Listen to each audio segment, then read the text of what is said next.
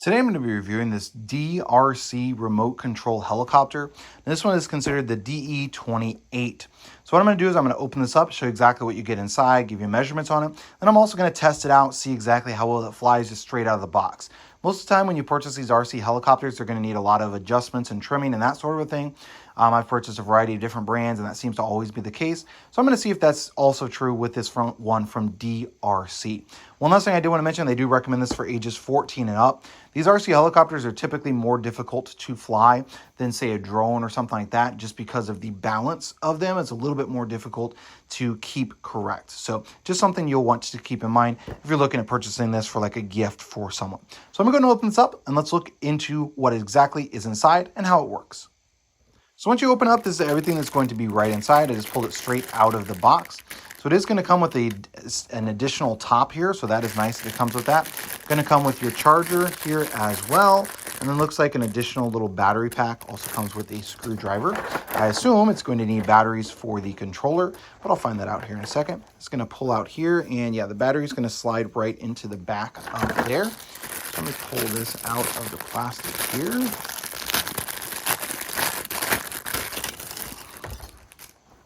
So it's only going to come with one battery, so that's definitely going to be a downside. Many RC helicopters that I've purchased in the past will actually come with at least two, so that's a nice feature. This one is only going to come with one, however. So definitely a downside. You're going to need to put it in and take it out after when you use it, when you go to charge it. So that's going to clip right into there, and it just kind of goes into place.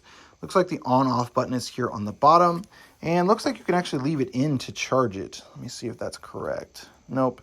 So this is going to actually just go onto the end here. So it has a little spot for a charger on the bottom of there, but then this charger that it comes with actually doesn't fit that. So I'm not sure what the reasoning is behind having that little thing here on the bottom. To take it out, it looks like the battery out, looks like you got to push down on that and pull. Yeah, and that's going to slide right out there. So again, I'm not sure why it has that there if that's not actually for the battery. So that's kind of a downside to me. If it's only going to come with one battery, I don't know why they wouldn't have it built into there. Make you have to take it in and out every time. To connect the battery to charge it, you're just going to kind of take this and stick it right onto there. And then that's going to be then connect to like a wall block for like an iPad or a phone or something like that. Anything that has the regular USB that you then plug in. So it's not going to come with that. So you will have to purchase that, or if you're, most people are already going to have some of them, but then that's how you're going to charge this battery up. So let me take that out. Again, this is just then going to slide right back into here. It just goes right into the back there, and then it clips into place on there. So now this is going to have an on-off here on the bottom, so let's go ahead and turn it on.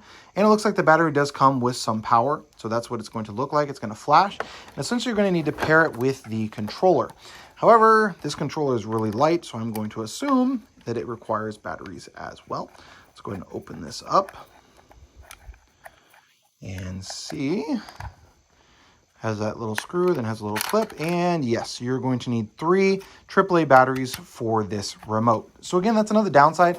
A lot of these RC helicopter companies do that. They do rechargeable on the RC helicopter, and the remote itself is going to take batteries. So I really wish that they would make this rechargeable as well, just so you don't have to continually buy AAAs or AA's or whatever, but they did not in this case. So let me go and grab a few batteries, put them in here, and then we'll test it out. So I got the batteries into the remote here. Looks like the on-off is going to be this little switch here on the bottom. And now you can see it's ready to pair. So I did turn this off, so I'm just going to turn that back on here. And you can see it's flashing. Now most of the time when you pair, it will require you to like push up and down on something. But in this one, it actually paired automatically. So that's actually nice. I've used a variety of other RC helicopters, and you have to do a special thing to get them to pair. But this one is just like right next to it. It made that beeping noise, and it is now paired. It does look like it's going to have some different buttons that you can choose from here. Of course, it comes with the instructions, so you can read that. Obviously, just pushing up is going to cause those blades to spin there, and then pushing it down is going to shut that off, and this is going to be left and right. Now, it does have a button here on the top that has an up and down arrow, so I'm going to assume that allows you like a one-button takeoff. And yes, it does. So you can see here, it actually is going to fly a lot higher. Try and get it in here. There we go. Flew. And you can see here that it's going to have some drift to it, but it's not horrible. So I'm going to hit the wall. Yep. Okay. So it did go ahead and hit over there. Not the end of the world, of course, but that is pretty par for the course for most RC helicopters. When you first get them, they're going to have a pretty good amount of drift. However, this is actually better than a lot of ones that I've purchased in the past. in regards to how much drift they have. So again, this is just like pushing this button here at the top. It just allows it to take off. And so it does that automatically. Now, most of these RC helicopters, especially the small ones, they're going to be recommended for just indoor use. Let me see if that's true of this one from DeeRC as well. And let's see. It doesn't say anything about outside or inside. Okay, so what I would recommend doing is taking it and using it outside. Just inside, you're going to be running into fans, running into TVs, running into all those sorts of things. So I do recommend using it outside. I don't see anything on the instructions that say it cannot be used outdoors. So that's a good option. And let me look at here. Let's see.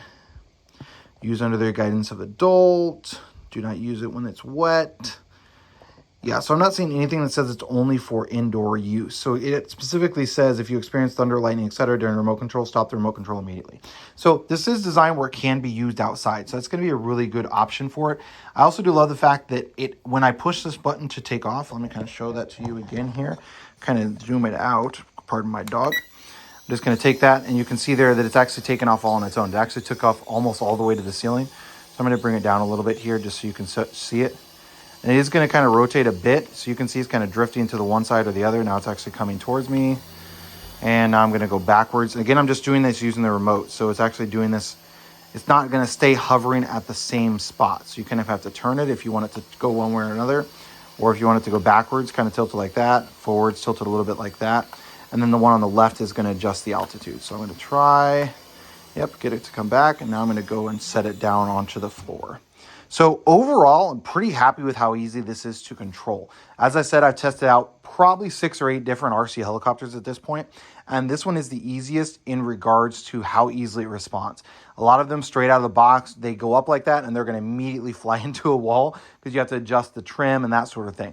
This one, I feel like I could take this outside and fly it as is without adjusting anything, and it would be fine. So really, really happy with that.